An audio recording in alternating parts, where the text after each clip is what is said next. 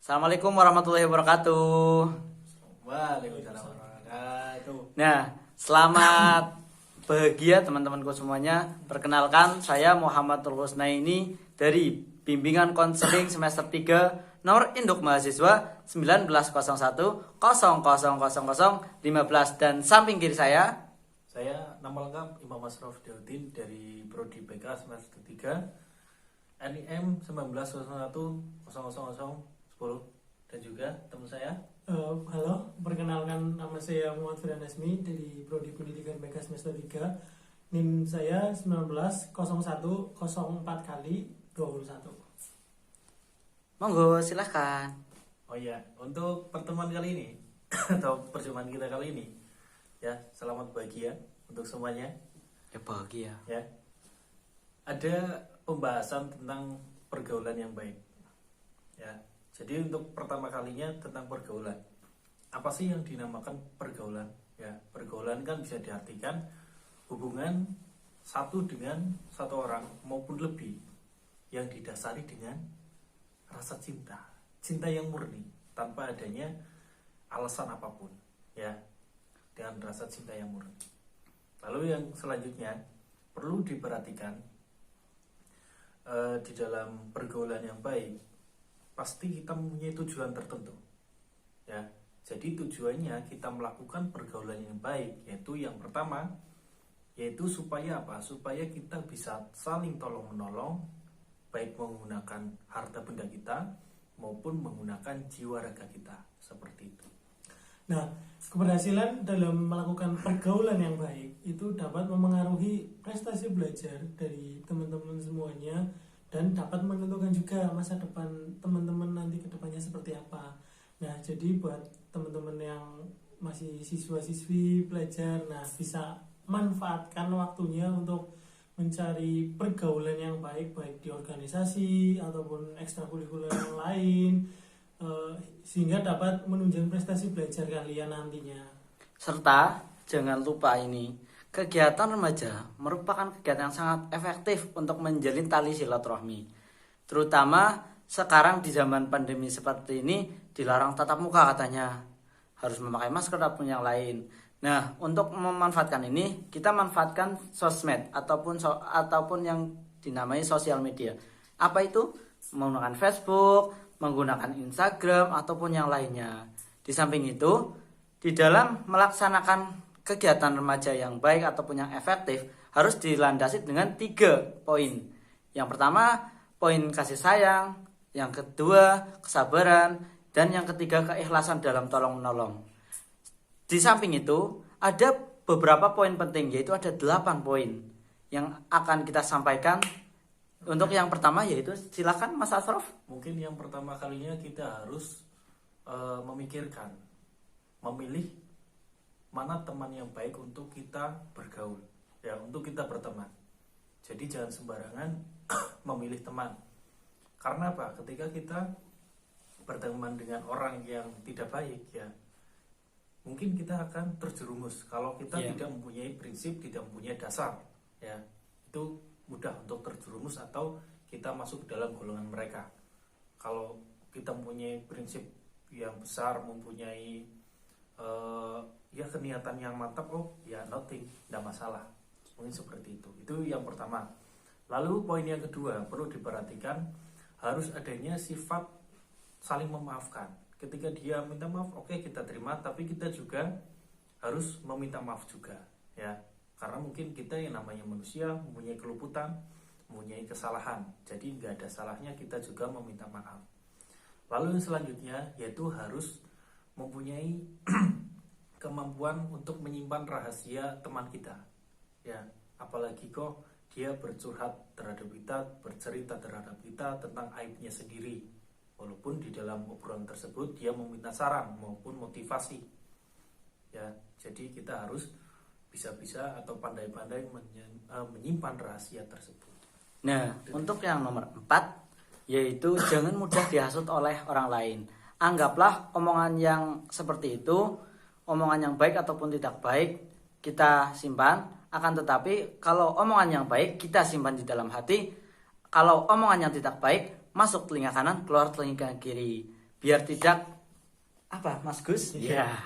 Nah, itu sedikit lulusan dari Mas Gus Asraf. Intermezzo. Iya intermezzo, iya. Karena keluar. Iya.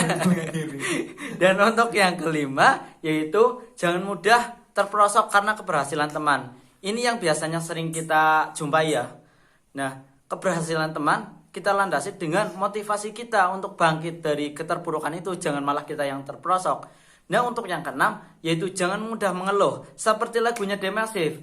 Seperti apa teman-teman? Syukuri apa yang ada, hidup adalah anugerah. Gitu teman-teman.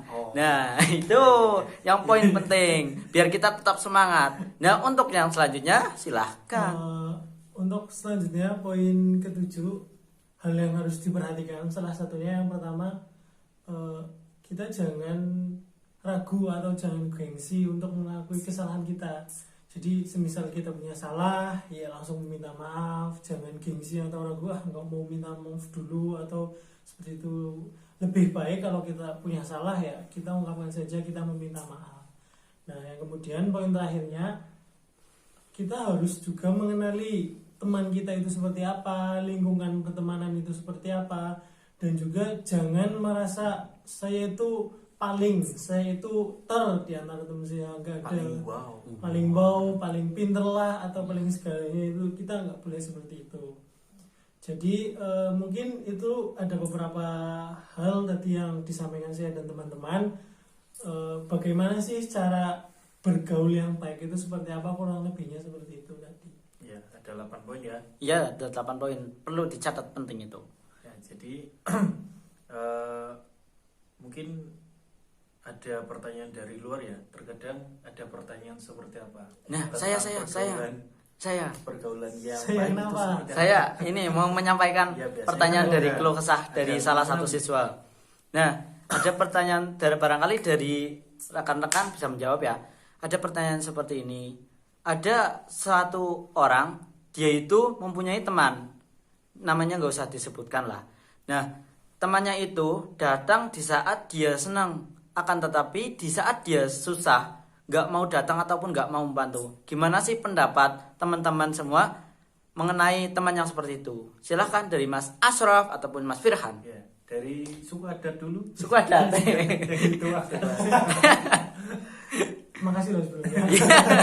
Ya silahkan, monggo. Menanggapi dari pertanyaan yang sering muncul tadi ya, Ya. yang diutarakan oleh Mas Nurul, kalau misal ada teman yang datang kalau cuman butuh, terus kalau misal kita lagi butuh dia malah dia nggak ada, Ya. gitu kan. Ditinggal Bagaimana pas sih sayang-sayang. menanggapinya? Nah, yang pertama, kalau menurut saya ya, menanggapi teman yang seperti itu, kayak kadang kita juga harus kasih pelajaran loh, dalam artian kalau misal dia butuh kita jangan selalu ada buat dia, dalam artian bukan kita nggak mau bantu, tapi buat jadi pelajaran dia bahwa ya berteman tuh jangan cuma pas ada maunya doang. Nah, tapi selain itu, misal pun dia lagi butuh atau dia lagi benar-benar butuh kita lah, dia lagi masalah di bawah, butuh support, nah kita bisa masuk di situ. Nah, tujuannya apa? Biar dia sadar gitu loh.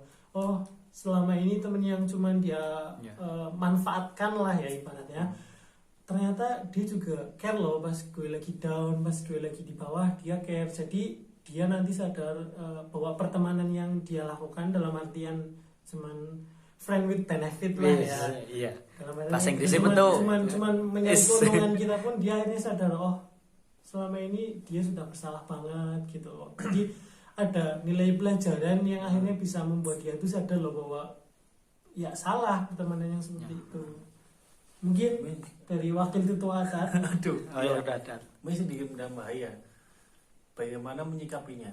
Menyikapinya yaitu kita harus selalu berbuat baik terhadap orang yang tidak berbuat baik terhadap kita.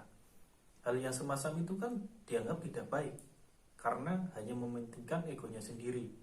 Dan tapi walaupun bagaimanapun dia itu kita terhadap orang tersebut kita harus selalu berbuat baik. Jangan hanya satu kali saja.